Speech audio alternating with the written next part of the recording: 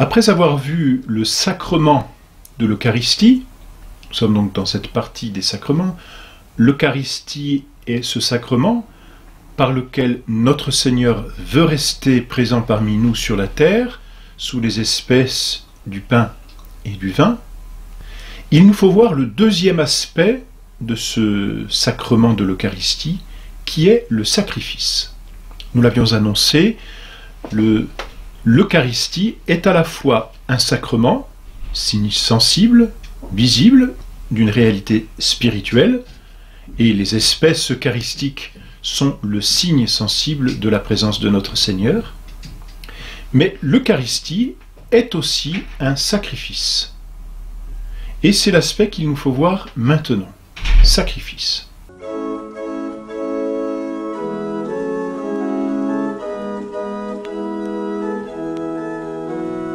Qu'est-ce qu'un sacrifice? Et voyons tout d'abord le sacrifice, la notion, disons, de sacrifice en général.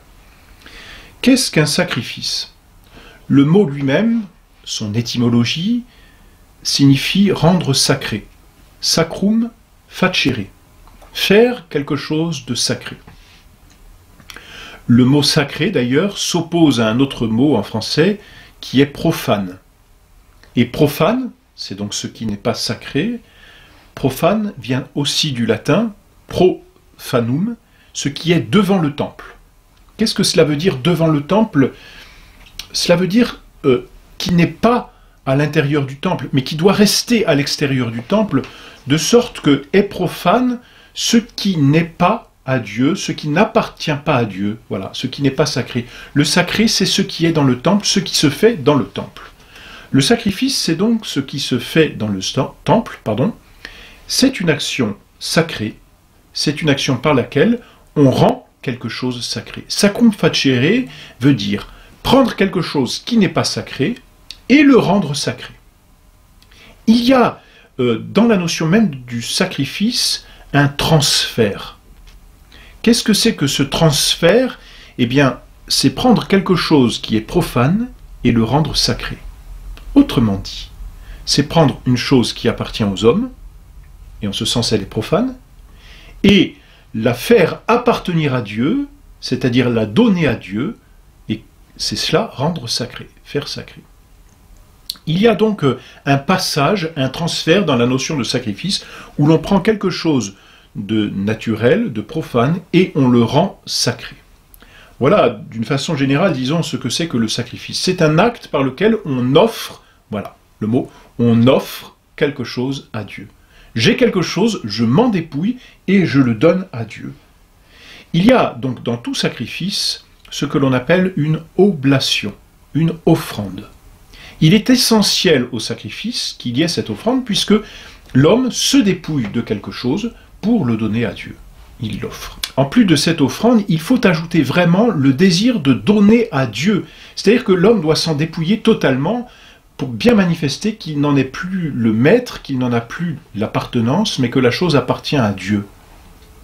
Voilà pourquoi, dans certains sacrifices, et même dans la plupart des sacrifices, en plus de l'oblation, en plus de l'offrande, il y a une destruction de la chose pour bien montrer que Dieu en est le maître. Que l'homme n'en est plus le maître, qu'il s'en est dépouillé totalement. La chose est détruite, manifestant par là que l'homme n'en a plus du tout, ni l'usage, ni même l'appartenance. Le sacrifice, donc, comporte bien souvent, en plus de l'oblation, et pour manifester l'oblation, c'est-à-dire pour la porter à son summum, si l'on peut dire, pour que l'homme manifeste le mieux le détachement qu'il veut opérer de cette chose par rapport à lui, il y a en plus de l'oblation une destruction de la chose. Voilà pourquoi dans les sacrifices, et même quand on regarde l'histoire, et on en reparlera, dans toute l'histoire du monde et dans l'histoire de tous les sacrifices, il y a en plus de l'offrande, il y a souvent une destruction de la chose.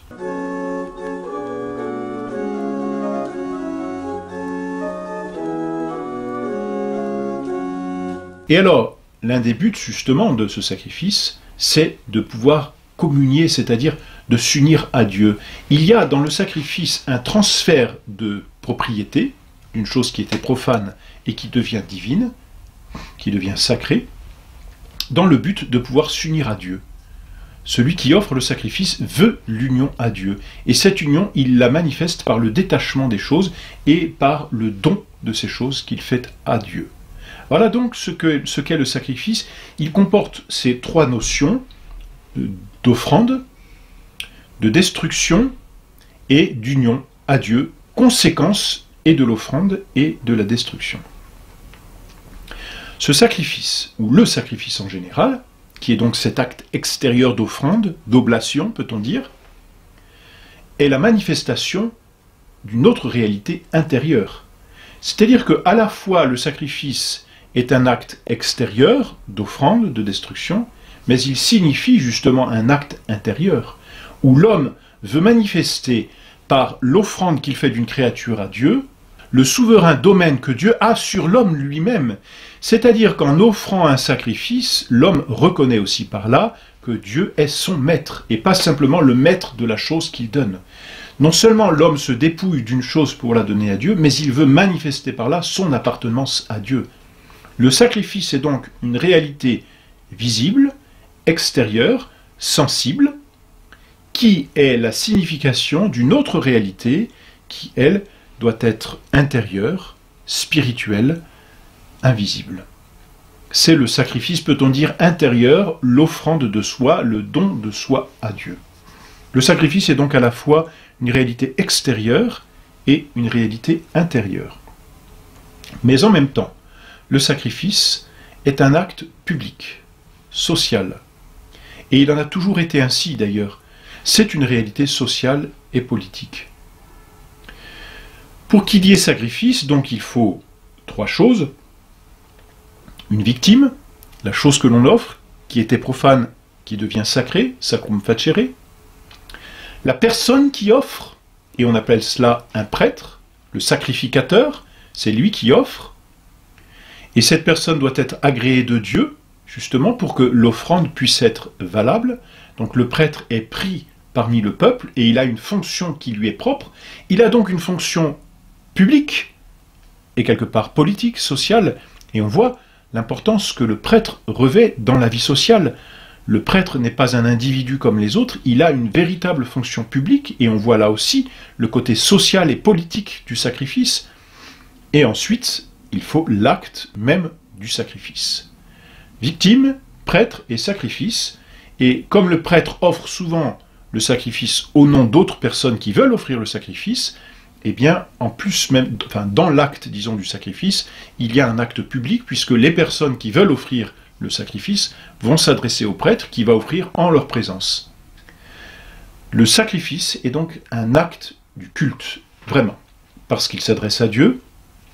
Il est un acte du culte qui est à la fois extérieur et qui doit être intérieur. Il est un acte du culte public, et non pas privé, public, politique.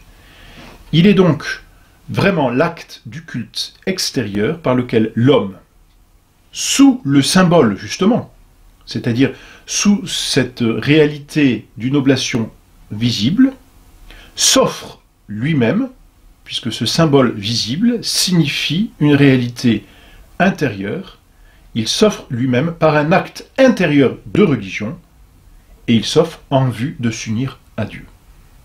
Voilà donc une réalité très complexe. Tout cela appartient à tous les sacrifices, quels qu'ils soient, pas simplement celui de la messe, et on en reparlera, pas simplement celui de notre Seigneur, mais de tous les sacrifices, quels qu'ils soient, et quels qu'ils aient été dans l'histoire de l'humanité. Dans les sacrifices, donc, il y a une victime offerte, souvent détruite, dans le but de s'unir à Dieu, et d'une façon extérieure, pour manifester une réalité intérieure. Voilà donc la notion en général de sacrifice.